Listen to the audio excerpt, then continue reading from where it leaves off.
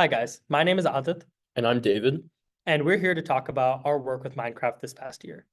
Social media plays an integral role in the successes of businesses and brands across our country or across the world.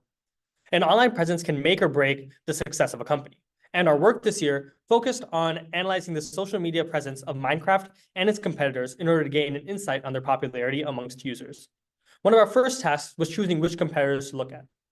We ended up choosing Fortnite, Roblox, and Terraria due to similar playstyles, audiences, and amounts of monthly users. We then had to make decisions on how and from where we were going to obtain our data. We began by looking through the work of past semesters and found that they had obtained data from YouTube and Twitter. However, upon evaluating these sources, we found that there were some relevancy issues with YouTube that we would have to fix later on. And due to the recent acquisition changes of Twitter and changes to its API, we would have to turn to a different source of data entirely to replace it.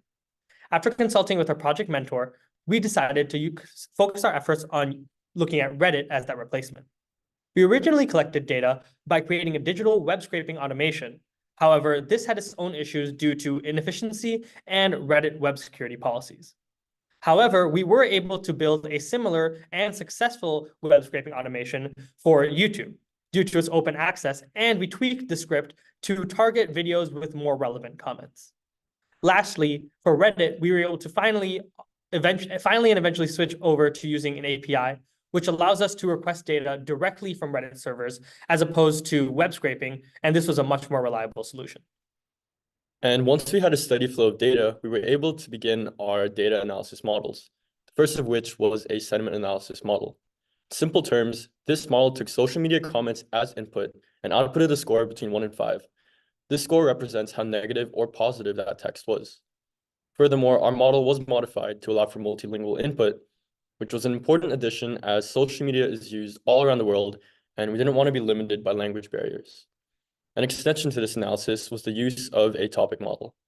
This analyzes large amounts of text and generates a list of topics based on patterns and commonly mentioned themes. This was important as it complemented our sentiment analysis model in the ways that we were able to create meaningful inferences.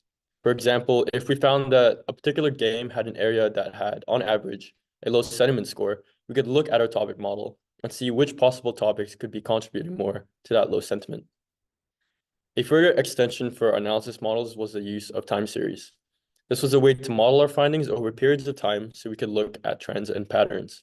This was done through the application Power BI. This powerful tool also gave us the opportunity to visualize our findings in well-detailed and interactive graphs. Our work has taught us a lot, and we hope that the insights that we have gained through leveraging social media and its data will prove to be very valuable to the full-time analytics team at Minecraft.